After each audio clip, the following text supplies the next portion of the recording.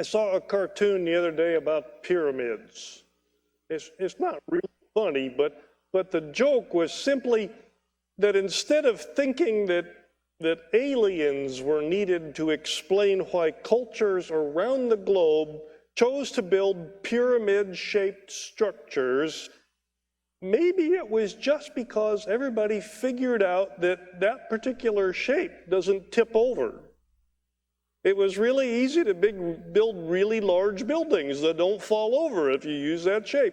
It wasn't aliens, it was physics. In any case, while we don't build as many pyramids as we once did, we do use pyramids to describe a lot of things.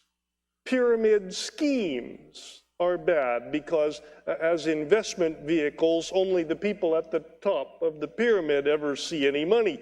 But most businesses, nonprofits, not-for-profits, military units, charities, churches, scout troops, almost everyone uses some kind of pyramid-shaped organizational structure. There is one person, perhaps just a very few people at the very top of the pyramid, and then just a few more people report to the person on top, and a few more report to those people, and so on, and so on, and so on. Sometimes those pyramids are quite large. If you work for General Motors, that's, their organizational chart goes on for, excuse me.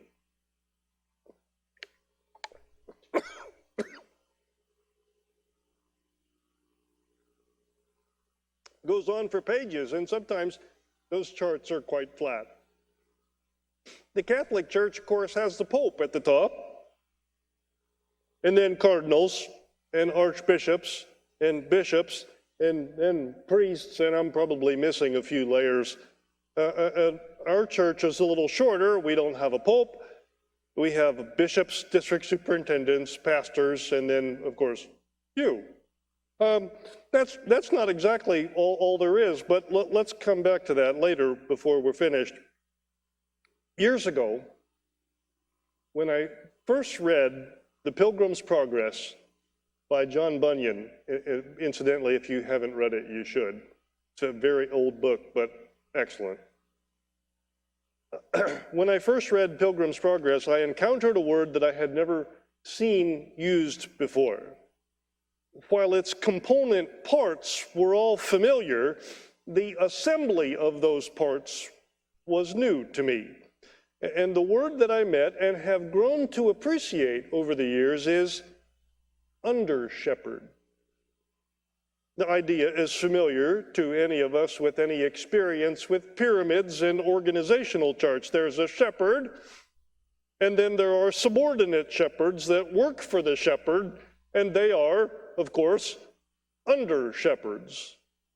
The concept is simple enough, but it's a useful and meaningful way of thinking about our relationship with Jesus.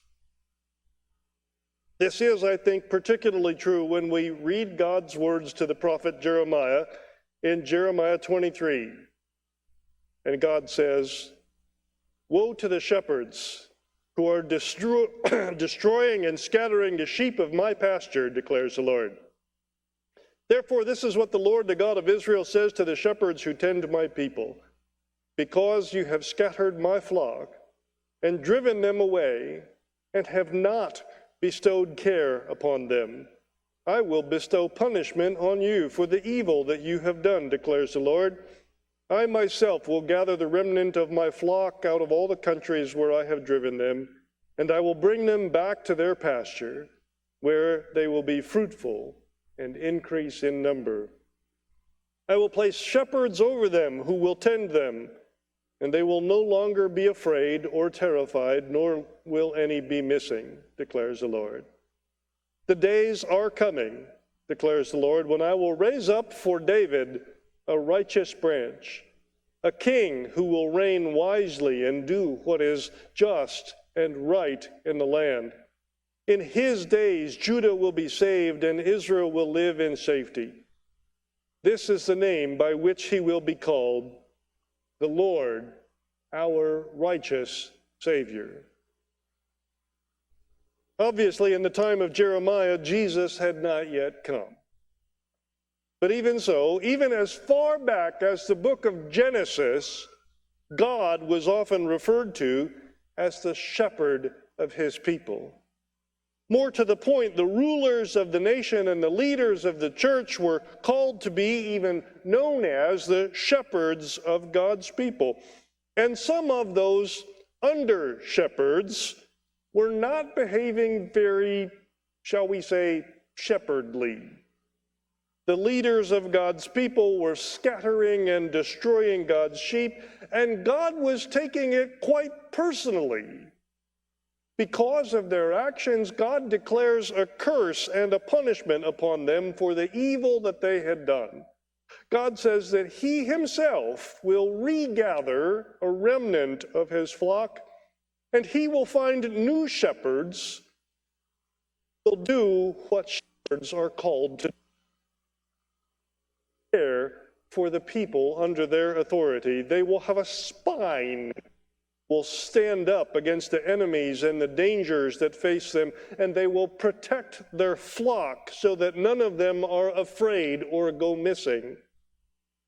In fact, it is at this point that God declares that he will raise up the good shepherd, a righteous branch from the root of David's family tree, a shepherd who will do what is right, who will reunite the nations of Judah and Israel, and who will be called the Lord, our righteous Savior.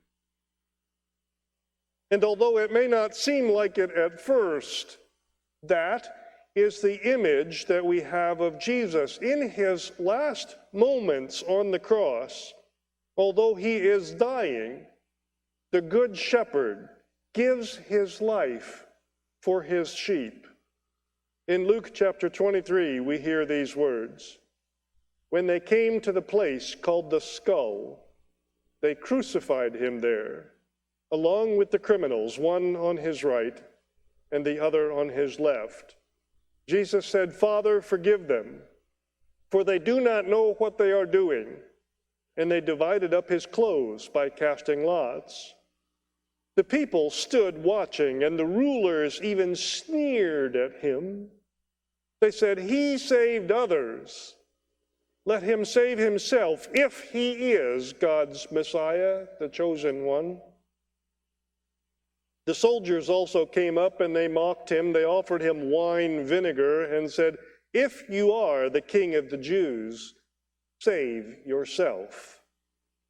There was a written notice above him which read, this is the King of the Jews. One of the criminals who hung there hurled insults at him. Aren't you the Messiah? Save yourself and us. But the other criminal rebuked him. Don't you fear God, he said. Since you are under the same sentence, we are punished justly, for we are getting what our deeds deserve, but this man has done nothing wrong. And then he said, Jesus, remember me when you come into your kingdom. And Jesus answered him, truly I tell you, today you will be with me in paradise. Today, you will be with me in paradise. Even in his last moments, with one of the last breaths that he had left in his body, Jesus was rescuing the lost. And with his dying breath, he gave his life so that he could rescue God's sheep. Jesus is the Good Shepherd, the righteous branch of David's line that God promised to his people. Jesus is the King of kings, the ruler of the nations, the rescuer of all humanity. But as I often ask on Sunday morning, what difference does it make?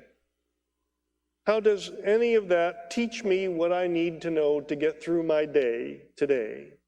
How does that offer me guidance on how I am to live my life? And we find the answer to, well, some of those questions in Paul's letter to the church in Colossae, with these words from Colossians chapter 1.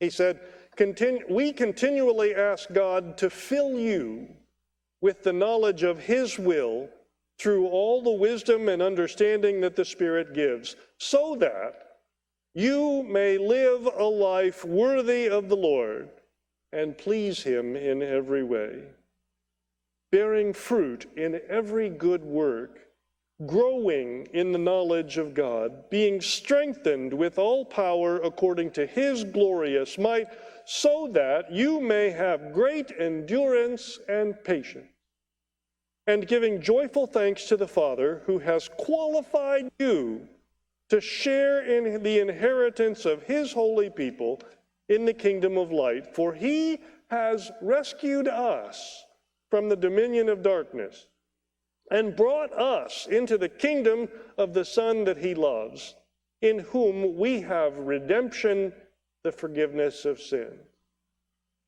The Son is the image of the invisible God, the firstborn over all creation. For in him all things were created, things in heaven and on earth, visible and invisible, whether thrones or powers or rulers or authorities, all things have been created through him and for him. He is before all things, and in him all things hold together. And he is the head of the body, the church. He is the beginning and the firstborn from among the dead, so that in everything he might have the supremacy. For God was pleased to have all his fullness dwell in him, and through him to reconcile to himself all things, whether things on earth or things in heaven, by making peace through his blood shed on the cross. Paul's prayer for the church was that they would be filled with a knowledge and an understanding of God's will for their lives, God's will for their mission and ministry, so that they could live lives that were worthy of God and that would please God in every way. Paul prayed that the church would be strengthened with God's power, that the church would have great endurance and patience, and that the church would give thanks to God for qualifying its people to share in the inheritance of an eternity in heaven. But Paul also prayed that the church would bear fruit through every good work, and that they would grow daily in their knowledge of God. I want to repeat that last part for emphasis. Paul prayed that the church would bear fruit through every good work and grow in their knowledge of God.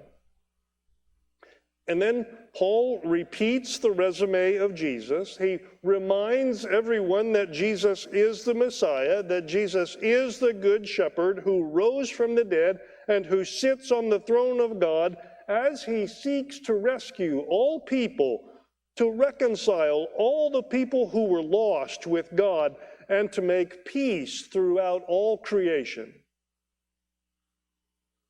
All of that, from Jeremiah to Luke to Jesus to Paul, all of that serves to remind us that our role, our mission, our place in that pyramid organizational chart as the followers of Jesus Christ and as members of Jesus' church is to be under shepherds. It is our work not to scatter and destroy God's sheep, but to gather them, to protect them, to protect them with our lives, to grow his flock, to rescue his lost sheep, and to do good works, to grow in the knowledge of God. To rescue the lost sheep, to risk everything that we have to recover the sheep that were lost, that have wandered off, to bear fruit, to grow God's flock, to do good works, and grow in the knowledge of God, so that we would be filled with endurance and patience and give joyful thanks to God.